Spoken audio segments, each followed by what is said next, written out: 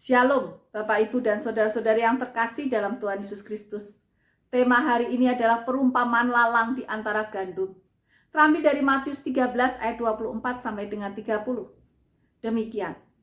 Yesus membentangkan suatu perumpamaan lain lagi kepada mereka, katanya, hal kerajaan sorga itu seumpama orang yang menaburkan benih yang baik di ladangnya.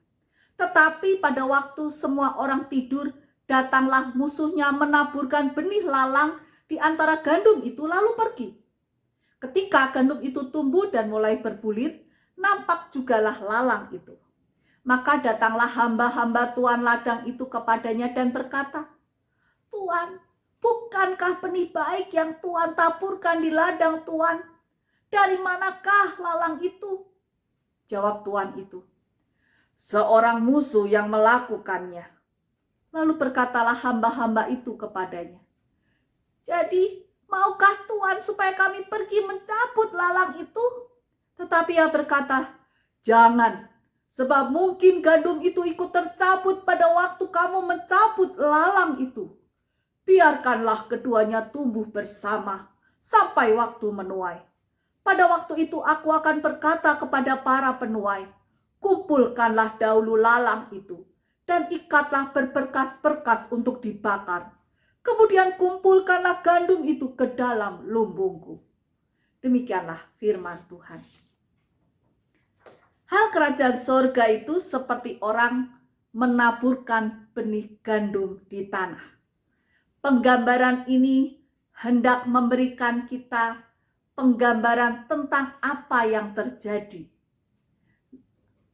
pada masa saat orang-orang Israel menabur benih gandum di tanah.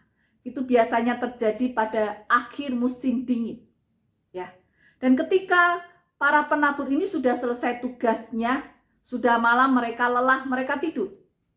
Dan ketika orang-orang sedang tidur, musuhnya datang mensabotase hasil apa yang mereka telah tabur, benih gandum yang baik. Dengan cara si musuh ini menaburkan benih lalang di antara benih gandum itu.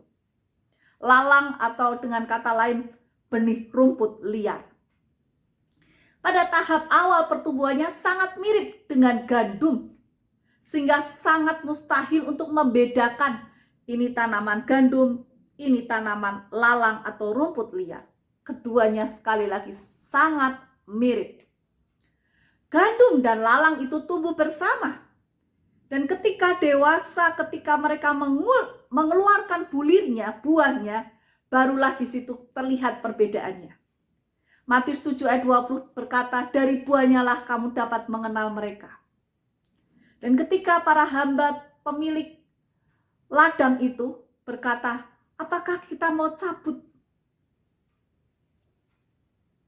lalang itu? Sang pemilik ladang berkata, jangan.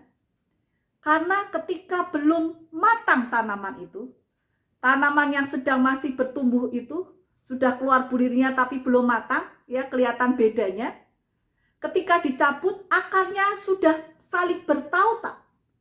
Ketika tanaman lalang tercabut, otomatis tanaman gandum ikut tercabut. Dan keduanya tanaman yang belum matang. Tidak ada hasilnya. Oleh karena itu, pemilik ladang ini berkata, jangan. Nanti pada saat masa musim menuai, keduanya dicabut dan dilakukan pemisahan. Saudara yang terkasih dalam Tuhan, pemisahan sangat perlu dilakukan. Mengapa? Karena bulir-bulir dari lalang atau rumput liar itu rasanya pahit dan bersifat agak beracun. Apabila itu tercampur dengan bulir-bulir gandum, maka itu mencemarkan dari hasil tepung gandum yang akan diperoleh, begitu ya. Jadi kalau tercampur, tepung gandumnya akan tercemar, rasanya tidak enak. Oleh karena itu harus dilakukan pemisahan. Ada 3 hal yang kita bisa dapatkan dari cerita perumpamaan ini. Yang pertama, perumpamaan ini membahas hal yang sangat praktis. Apa itu? Kita sulit membedakan orang yang benar dan tidak benar pada awalnya. Tidak ada bedanya. Semuanya sama. Tetapi pada akhirnya kita bisa membedakan mana orang yang benar dan tidak benar dari buahnya, dari perbuatannya. Hal itu kita dapatkan selama kita di dunia, termasuk juga di dalam gereja, di ladang pelayanan kita. Kita bisa melihat mana orang benar dan tidak benar dari buahnya, dari perbuatannya.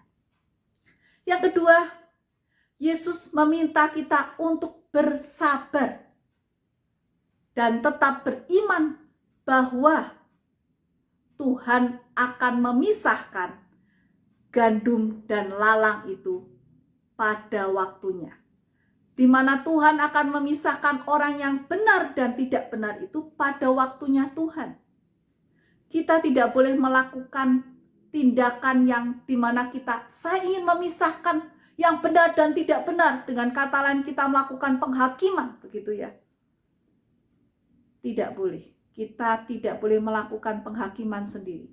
Penghakiman itu haknya Tuhan. Dan yang poin ketiga adalah kita tidak tahu masa depan apa yang akan terjadi. Yang pasti, sang penuai itu akan melakukan tugasnya. Ayat 30b berkata demikian.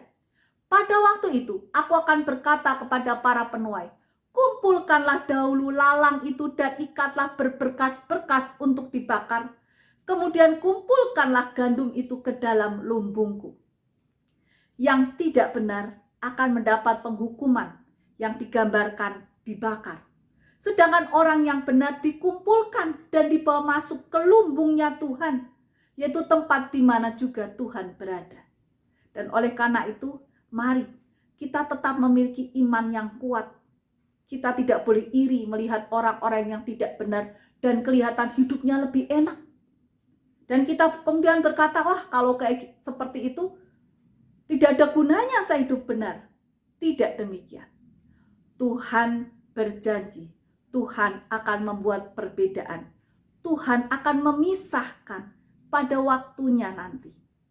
Semangat, tetap beriman, jaga kesehatan, melakukan protokol kesehatan dengan baik dan benar, dan senantiasa berharap berdoa kepada Tuhan. Tuhan memberkati. Amin.